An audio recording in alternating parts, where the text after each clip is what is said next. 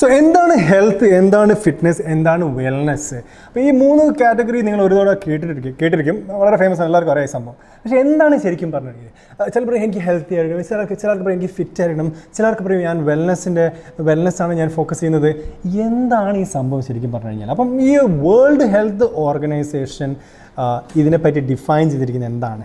ഈ പറഞ്ഞ ഹെൽത്തിനെ പറ്റി ഡിഫൈൻ ചെയ്തിരിക്കുന്നത് എന്താണെന്ന് വെച്ച് കഴിഞ്ഞാൽ, health is a state of complete physical, mental and social wellbeing and not merely the absence of disease or infirmity according to World Health Organization. എന്ന് വെച്ച് കഴിഞ്ഞാൽ ശാരീരികമായും മാനസികമായും സാമൂഹികമായും ഹെൽത്തിയായി നിൽക്കുക എന്ന് വെച്ച് കഴിഞ്ഞാൽ മാത്രമാണ് ഹെൽത്തി എന്ന് പറയുക. അപ്പോൾ ഒരു ഡെഫിനിഷൻ മാത്രമാണ് ശരിക്കും. അപ്പോൾ അതിൻ്റെ ഫോക്കസ് എന്താണെന്ന് വെച്ച് കഴിഞ്ഞാൽ, ഒരു രോഗങ്ങളൊന്നും ഇല്ലാത്ത രീതിയിൽ ഒരു തട്ടിമുട്ടി പോവുക. ഒരുവിധം ഇതെല്ലാം ഈ ഹോസ്പിറ്റൽ ഇൻഡസ്ട്രി മുഴുവൻ ശരിക്കും പറഞ്ഞു കഴിഞ്ഞാൽ ഇതാണ് ഫോക്കസ് ചെയ്യുന്നത്. ആൾക്കാർക്ക് ഒരു പ്രശ്നവും ഉണ്ടാവരുത്, ആൾക്കാർ രോഗം വന്നു കഴിഞ്ഞാൽ ഉടനടി മരുന്ന്, which is A good thing. അതുകൊണ്ടാണ് ശരിക്കും പറഞ്ഞാൽ നമ്മുടെ ഈ പോപ്പുലേഷൻ തന്നെ, നമ്മുടെ ജനസംഖ്യ തന്നെ കൂടിയത്. സോ മലയാളത്തിലെ ആദ്യത്തെ ഹെൽത്ത്, ഫിറ്റ്നസ് ആൻഡ് വെൽനസ് പോഡ്കാസ്റ്റിലേക്ക് എല്ലാവർക്കും സ്വാഗതം. എൻ്റെ പേര് Muhammad Sanoop. Welcome to Sanoop fit. So പറഞ്ഞു വന്നത്, നമ്മുടെ 1800കളിലാണ് ഈ ലോക ജനസംഖ്യ 1 ബില്യണിലേക്ക് എത്തിയത്. പക്ഷേ ഈ 1800 കഴിഞ്ഞതിന് ശേഷം ശരിക്കും പറഞ്ഞാൽ വളരെ ചുരുങ്ങിയ സമയം കൊണ്ടാണ് ഈ പറയുന്ന 7 ബില്യണിലേക്ക് എത്തിയത്. മിനിമം ഒരു 100 ഇയേഴ്സിനുള്ളിൽ, 100-200 ഇയേഴ്സിനുള്ളിൽ ശരിക്കും പറഞ്ഞാൽ 7 ബില്യൺ, ഓൾമോസ്റ്റ് 8 ബില്യൺ ആയി ശരിക്കും പറഞ്ഞു കഴിഞ്ഞാൽ. ഇത്രയും പോപ്പുലേഷനിലേക്ക് എത്താനുള്ള കാരണം എന്താണെന്ന് വെച്ച് കഴിഞ്ഞാൽ, ഒന്ന് ഇൻഡസ്ട്രിയൽ റവല്യൂഷൻ എന്ന് വെച്ച് കഴിഞ്ഞാൽ നമുക്ക് നല്ല രീതിയിൽ, അതുപോലെ തന്നെ ഈ ഫാമിങ്, അഗ്രികൾച്ചർ, അതൊക്കെ വലിയ രീതിയിൽ നമുക്ക് പ്രൊഡക്ഷൻ കൊണ്ടുവരാൻ പറ്റി. അതിനേക്കാൾ ഏറ്റവും ഇമ്പോർട്ടൻ്റ് ആയ ഈ ഹോസ്പിറ്റൽ ഇൻഡസ്ട്രി, നമ്മുടെ ഈ പറയുന്ന രോഗങ്ങളൊക്കെ കണ്ടുപിടിക്കാനും അതിന് കറക്റ്റായ രീതിയിൽ മരുന്നുകൾ നൽകാനൊക്കെ ഹോസ്പിറ്റൽ ഈ പറയുന്ന ഡോക്ടേഴ്സൊക്കെ വളരെ നല്ല രീതിയിൽ കോൺട്രിബ്യൂട്ട് ചെയ്തുകൊണ്ടാണ് നമ്മളൊക്കെ ഇത് ജീവനോടെ നിൽക്കുന്നത്, പലവിധ രോഗങ്ങളിൽ നമ്മൾ രക്ഷപ്പെടുന്നത്. പക്ഷേ ഈസ് ആർ കംപ്ലീറ്റ്ലി ഹെൽത്തി? അതാണ് ഇവിടുത്തെ ക്വസ്റ്റ്യൻ. കാരണം കഴിഞ്ഞൊരു 20 വർഷം ഗ്യാപ്പിൽ നോക്കിക്കഴിഞ്ഞാൽ ഭയങ്കര മാറ്റമാണ്, എക്സ്പ്ലോഷനാണ് ശരിക്കും പറഞ്ഞു നടന്നത്. നമ്മൾ ഇൻഫർമേഷൻ ടെക്നോളജിയിൽ ഭയങ്കര എക്സ്പ്ലോഷൻ നടന്നു. ഈ ഹോസ്പിറ്റൽ ഇൻഡസ്ട്രിയിലും ഭയങ്കര എക്സ്പ്ലോഷൻ എന്ന് വെച്ച് കഴിഞ്ഞാൽ ഭയങ്കര മാറ്റങ്ങൾ. കാരണം ഒന്ന്, ഫുഡ് പ്രൊഡക്ഷൻ വളരെ സജീവമായി, ഭയങ്കര ഈസി ആയിട്ട് നമുക്ക് എല്ലാ തരത്തിലുള്ള ഫുഡ് നമുക്ക് കഴിക്കാൻ പറ്റും. ലോകത്തെ എല്ലാ തരത്തിലുള്ള ഭക്ഷണങ്ങളും നമുക്കിപ്പം നമ്മുടെ കേരളത്തിൽ സുലഭമായിട്ട് നമുക്ക് കിട്ടും. കാരണം ഒന്നാമത് പിന്നെ ഈ മൈഗ്രേഷൻ, നമ്മൾ ഈ പല നാടുകളിലേക്ക് യാത്രകൾ ചെയ്യും, ഇതൊക്കെ കൂടിയ കാരണത്തിൽ നമ്മളെ ഭക്ഷണങ്ങൾ വളരെ ഈസി ആയിട്ട് ഏത് തരത്തിലുള്ള ഭക്ഷണം നമുക്ക് എവിടെ വേണേൽ കിട്ടും. ഇതെല്ലാം കാരണത്തിൽ അത് ഒരു സംഭവം, അത് പ്ലസ് മനുഷ്യന്മാരുടെ ആക്ടിവിറ്റി ലെവൽ വളരെയധികം കുറഞ്ഞു. എന്ന് വെച്ചാൽ ഫിസിക്കലി അധികം ആൾക്കാർ നടക്കുന്നില്ല. ഒന്ന്, ട്രാൻസ്പോർട്ടേഷൻ വളരെ ഈസി ആക്കി തന്നു. നമ്മുടെ ഈ പുരോഗമനം കാരണം നമുക്കുണ്ടായ ഗുണത്തിൽ ഏറ്റവും വലിയ സംഭവം നമ്മൾ ട്രാൻസ്പോർട്ടേഷൻ, നമ്മുടെ യാത്രാ സൗകര്യങ്ങൾ ഈസി ആക്കാൻ നമ്മൾ ഈ നടത്തം എന്ന് പറയുന്ന സംഭവമില്ല. അപ്പം നമ്മൾ ഈ പറയുന്ന കഴിക്കുന്ന ഇപ്പോഴത്തെ ചോറ്, നമ്മുടെ നാടൻ ഭക്ഷണങ്ങളെല്ലാം നമുക്കൊരു തരം വില്ലന്മാരായിക്കൊണ്ടിരിക്കുകയാണ്, നമുക്ക് എതിരായിട്ട് നിൽക്കുകയാണ്. അപ്പോൾ പല ആൾക്കാരും ചോദിക്കും, ഇതൊക്കെ നമ്മളെ പൂർവികർ കഴിച്ചത്, അവർ കഴിച്ച ഫുഡെല്ലാം നമ്മൾ കഴിക്കുന്നില്ല, അതിനിപ്പോൾ എന്താ വലിയ പ്രശ്നമാണ്? അന്നത്തെ കാലഘട്ടത്തിൽ ആൾക്കാർ ഈ ഭക്ഷണം കഴിക്കുമായിരുന്നെങ്കിലും അവർ നല്ലവണ്ണം എല്ല് മുറുകെ പണിയെടുത്താൽ പല്ല് മുറുകെ തിന്നാം എന്ന രീതിയിലാണ് അവർ ജീവിച്ചിരുന്നത്. ഓക്കെ, സോ ഇന്നത്തെ കാലഘട്ടത്തിൽ ഭക്ഷണം അതിനേക്കാട്ട് 5-10 ടൈംസ് ഈസിയായി എഡിബിളായ രീതിയിലാണ് നമുക്ക് ഭക്ഷണം കിട്ടുന്നത്. പണ്ടത്തെ ഭക്ഷണങ്ങൾ കഴിക്കണമെങ്കിൽ കുറച്ച് കഷ്ടപ്പെട്ട് കഴിക്കണം. ഈ പറയുന്ന കിഴങ്ങ് വർഗ്ഗങ്ങൾ, അതുപോലെ തന്നെ പല ഭക്ഷണങ്ങൾ കുറച്ച് ഹാർഡായിട്ട്, നമ്മളധികം പച്ചക്കറികൾ, ഈ പറയുന്ന ഫ്രൂട്ട്സ് ആണെങ്കിലും അതുപോലെ തന്നെ പച്ചക്കറികളാണെങ്കിലും വളരെ കുറച്ചുകൂടെ റോ ആയ രീതിയിൽ നമ്മൾ കഴിച്ചിരുന്നു. ഈ പേരയ്ക്ക പോലത്തെ കാര്യങ്ങളൊക്കെ നമ്മൾ മലയാളികളുടെ ആ ഒരു കാര്യമാണ് പറയുന്നത്. പക്ഷെ ഇന്നത്തെ കാലഘട്ടത്തിലൊക്കെ ഒരുവിധം എല്ലാ ഭക്ഷണങ്ങളും വളരെ ഈസി, കടിച്ച് ചവച്ചതിൻ്റെ ആവശ്യം ഇല്ല, എല്ലാം വളരെ വിഴുങ്ങിയിടാൻ പറ്റുന്ന രീതിയിലാണ് പല രീതിയിലുള്ള ഭക്ഷണങ്ങളും. പ്രത്യേകിച്ച് ഈ പറയുന്ന നമ്മുടെ ജങ്ക് ഫുഡുകളൊക്കെ, പിസ്സ, KFC പോലത്തെ കാര്യങ്ങളെല്ലാം ഈസി ബർഗർ പോലത്തെ കാര്യങ്ങളൊക്കെയാണ് ഇപ്പം പല രീതിയിൽ നമ്മുടെ നാട്ടിലൊക്കെ വളരെ പെരുകിക്കൊണ്ടിരിക്കുന്നത്. അപ്പോൾ ഈ പറയുന്ന ഈ ഹെൽത്തിൻ്റെ ഡെഫിനിഷൻ ഞാൻ പറഞ്ഞു. ഇതിൻ്റെ ഫോക്കസ് എന്ന് പറഞ്ഞു കഴിഞ്ഞാൽ നമുക്ക് മെൻ്റലി, നമ്മൾ ഇമോഷണലി, സൈക്കോളജിക്കലി നല്ല രീതിയിൽ നിൽക്കുക, സോഷ്യലി നമ്മളെ ഈ റിലേഷൻഷിപ്പിലും അതുപോലെ തന്നെ കമ്മ്യൂണിറ്റി ഇൻട്രാക്ഷനിലൊക്കെ വളരെ ഹെൽത്തിയായി നിൽക്കുക, വളരെ നല്ല രീതിയിൽ ഫോക്കസ്ഡായി നിൽക്കുക എന്ന കാര്യങ്ങളൊക്കെ നല്ല രീതിയിൽ വന്നു കഴിഞ്ഞാൽ ഒരു മനുഷ്യൻ ഹെൽത്തിയാന്ന് പറയാം. ഓക്കെ, അപ്പോൾ അതിൻ്റെ മെയിൻ ഗോൾ ഈ ഹെൽത്തി എന്ന് പറയുന്ന അതിൻ്റെ മെയിൻ ഗോൾ എന്ന് പറയുന്നത് ഈ പറഞ്ഞ സംഭവങ്ങളൊക്കെ മെയിൻറ്റെയിൻ ചെയ്ത് കൊണ്ടുപോകാൻ കഴിയണം. അപ്പം ശരിക്കും ഇത് സംഭവം നടക്കുന്നുണ്ടോ എന്ന് ചോദിച്ചു കഴിഞ്ഞാൽ ഒരു 50-50 ആണ് ഇപ്പോഴത്തെ സിറ്റുവേഷൻ. ശരിക്കും പറഞ്ഞാൽ ഏത് രോഗത്തിനും മരുന്നുണ്ട്, which is A good thing. പക്ഷേ ആ മരുന്ന് കാരണം ആൾക്കാർക്ക് എല്ലാം ഈസിയായി വന്നതുകൊണ്ട് ഒരു ഹാർഡായ കാര്യം ചെയ്യാൻ ഇന്നത്തെ കാലത്തെ ജനത വളരെയധികം മടി കാണിക്കുന്നുണ്ട്. അതായത് ഈ ഏത് രോഗം വന്നു കഴിഞ്ഞാലും മരുന്നുണ്ടല്ലോ, അതേപോലെ തന്നെയാണ് ഈ തടി കൂടിക്കഴിഞ്ഞാൽ ആൾക്കാർ ഇതിനെ നമ്മൾ എന്ന് പറയുക ആ ഒരു ഫോക്കസാണ് കൊടുക്കുന്നത്. എന്താണ് പെട്ടെന്ന് വെയിറ്റ് ലോസ് ചെയ്യാൻ പറ്റുക, എങ്ങനെയാണ് പെട്ടെന്ന് വെയിറ്റ് ഗെയിൻ ചെയ്യാൻ നോക്കുക, എങ്ങനെയാണ് ഈ പറയുന്ന ഡയബറ്റീസ് പെട്ടെന്ന് പോകാൻ കഴിയുക, എങ്ങനെ ഈ പെട്ടെന്ന് ചിന്ത വരാൻ കാരണം നമുക്ക് പനിക്കുള്ള ഗുളികയുണ്ട്, അതുപോലെ തന്നെ ഈ ഫാറ്റ് ലോസിന് എന്തെങ്കിലും ഗുളികകളുണ്ടാവും, എന്തെങ്കിലും മരുന്നുകളുണ്ടാവും എന്നാണ് നമ്മൾ വിശ്വസിച്ചിരിക്കുന്നത്. ഇവിടെ മനസ്സിലാക്കേണ്ട ഒരു കാരണം എന്ന് വെച്ചാൽ നമ്മുടെ മനുഷ്യൻ്റെ ശരീരം വളരെ കോംപ്ലക്സായ ഒരു മെഷീനാണ്, വളരെ കോംപ്ലക്സായ മെഷീനാണ്. എസ്പെഷ്യലി മെറ്റബോളിസം എന്നൊക്കെ പറഞ്ഞ സംഭവം, അതിനെപ്പറ്റി വളരെ ഡീറ്റെയിൽ ആയിട്ട് ഞാൻ ഇവൻച്വലി പറയുന്നുണ്ട്. പക്ഷേ സിമ്പിളായിട്ട് പറയുകയാണെങ്കിൽ നമ്മൾ ഓരോ വ്യക്തികളുടെയും ഒരു സൂപ്പർ കമ്പ്യൂട്ടർ, ഓരോ വ്യക്തികളും ഓരോ സൂപ്പർ കമ്പ്യൂട്ടേഴ്സാണ്. സൂപ്പർ കമ്പ്യൂട്ടേഴ്സ് എന്ന് പറയുമ്പോൾ അതിനേക്കാളും ഭയങ്കര പവർഫുള്ളായ മെഷീൻസാണ്. അപ്പം അങ്ങനത്തെ ഒരു മെഷീൻ വളരെ സിമ്പിളായ സൊല്യൂഷൻസ് കൊടുത്ത് ശരിയാക്കാൻ പറ്റുമെന്ന് വെച്ച് കഴിഞ്ഞാൽ that's not a good answer. Okay, പറഞ്ഞു വന്നത് ഈ ചാനലിൽ മെയിൻലി ഫിറ്റ്നസ് റിലേറ്റഡായ കാര്യങ്ങൾ കൂടുതലായിട്ട് നമ്മൾ ചർച്ച ചെയ്യും. കാരണം ഫിറ്റ്നസ് ആണ് എല്ലാത്തിനെയും ബാലൻസ് ചെയ്യുന്നത്. കാരണം ശാരീരികമായ രീതിയിലൊരു ശക്തി ഉള്ളൊരു വ്യക്തിക്ക് മാനസികമായ ഹെൽത്തി ആയിരിക്കും, അതുപോലെ തന്നെ സാമൂഹികമായിട്ടും അവർക്ക് ഈസി ആയിട്ട് ഇടപഴകി ചേർക്കാൻ കഴിയും. അപ്പോൾ നമ്മൾ ഹെൽത്ത് എന്ന് പറയുന്ന സംഭവത്തിൻ്റെ ഡെഫിനിഷൻ, ഫോക്കസും ഗോളും ഞാൻ ഇവിടെ പറഞ്ഞിട്ടുണ്ട്.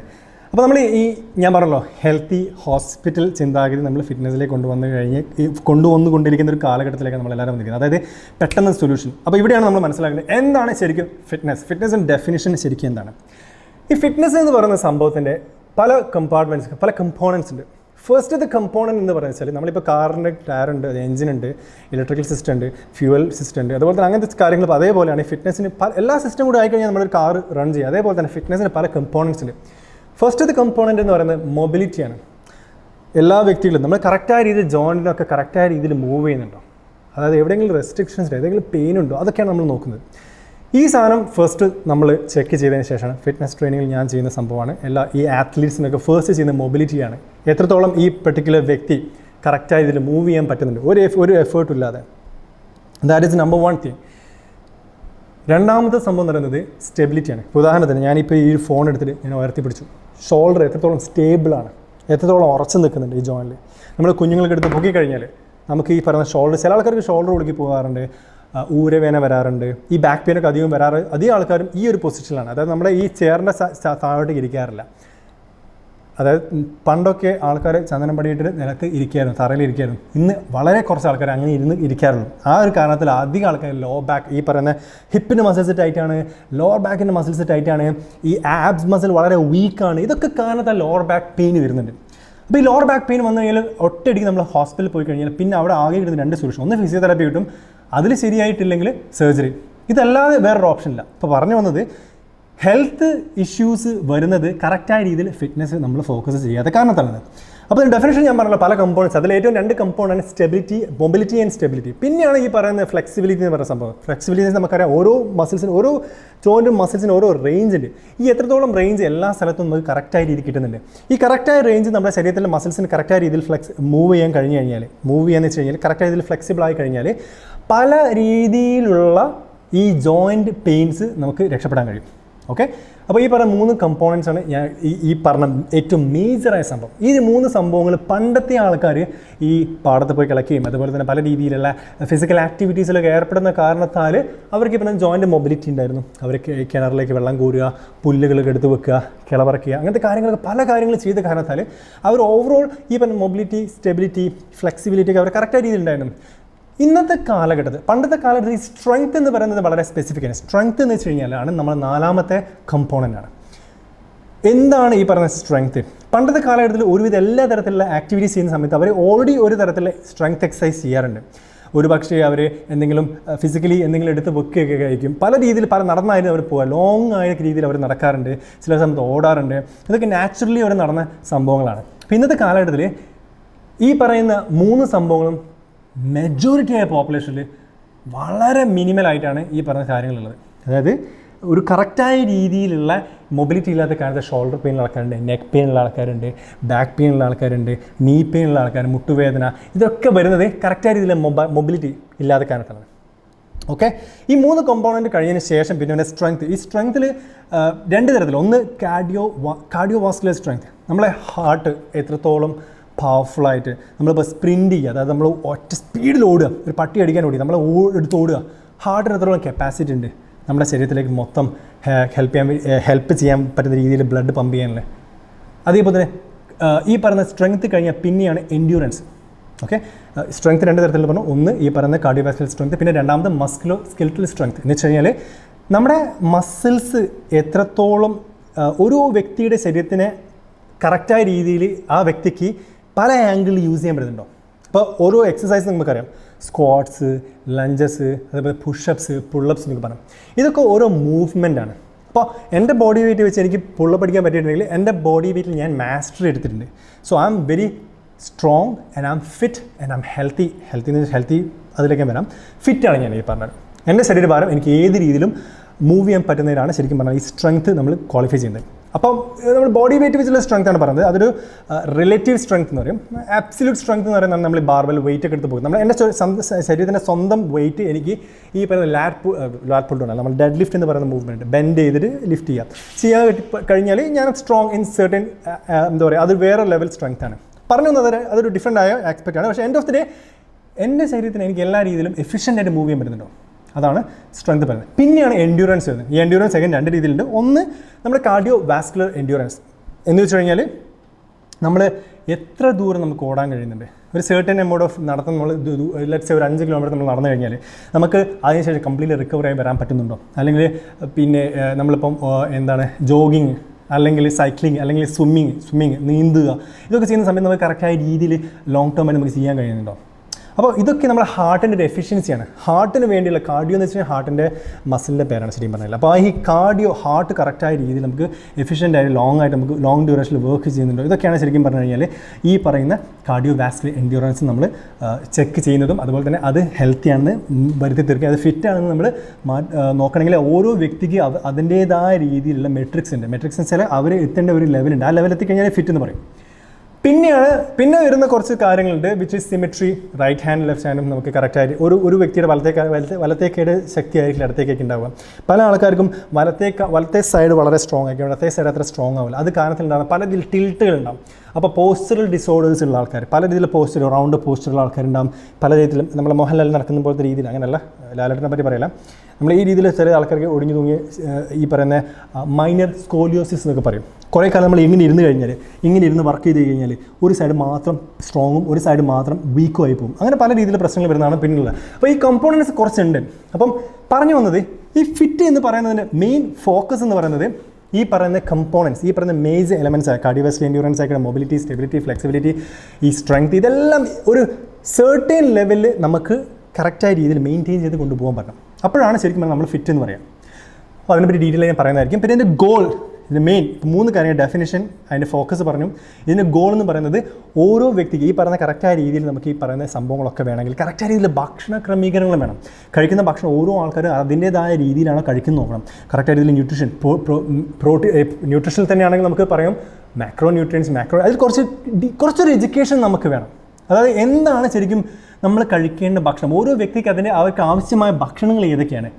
അപ്പം പ്രോട്ടീൻ ഉണ്ട്, കാർബോഹൈഡ്രേറ്റ്സ് ഉണ്ട്, ഫാറ്റ് ഉണ്ട്, ഇങ്ങനെയൊക്കെ നമ്മൾ കേട്ടിട്ടുണ്ടാകും. പക്ഷേ ഏതുതരം കാർബോഹൈഡ്രേറ്റ്സ് നമ്മൾ കഴിക്കുന്നത്, ഏതുതരം പ്രോട്ടീൻ നമ്മൾ കഴിക്കുന്നത്, ഏതുതരം ഫാറ്റായി നമ്മൾ കഴിക്കുന്നത്, ഏതാണ് കഴിക്കാൻ പറ്റാത്തത്, ഏതാണ് മിനിമലായിട്ട് കഴിക്കുന്നത്, ഏതാണ് മാക്സിമം കഴിക്കേണ്ടത് എന്ന് പല ആൾക്കാർക്കും പല രീതിയിലാണ് നമുക്ക് ഈ പറയുന്ന ന്യൂട്രീഷന് ആവശ്യമായിട്ടുള്ളത്. അപ്പോൾ ഒരുപക്ഷെ പറയും നമ്മൾ ഈ പറയുന്ന ജങ്ക് ഫുഡിൽ കംപ്ലീറ്റ്ലി ഒഴിവാക്കണം. അങ്ങനെയല്ല, എല്ലാം ഒരു മിനിമലിൽ കൊണ്ടുപോകണം എന്ന് വെച്ചാൽ മാത്രം നമുക്ക് ലോങ് ടേം ആയിട്ട് നമുക്ക് പറയുന്നത് ഫിറ്റ് ആവാൻ പറ്റും, ഹെൽത്തി ആവാൻ പറ്റും. Okay, so the whole idea about fitness എന്ന് പറയുന്ന സംഭവം തന്നെ എക്സ്പ്ലെയിൻ ചെയ്ത് അവസാനത്ത് നമ്മൾ വെൽനെസ്. ഈ വെൽനെസ്സിൻ്റെ ഡെഫിനിഷൻ എന്ന് വെച്ച് കഴിഞ്ഞാൽ wellness is N active process of becoming aware of and making choices towards A healthy and fulfilling life. It is A holistic approach that involves various dimensions of wellbeing.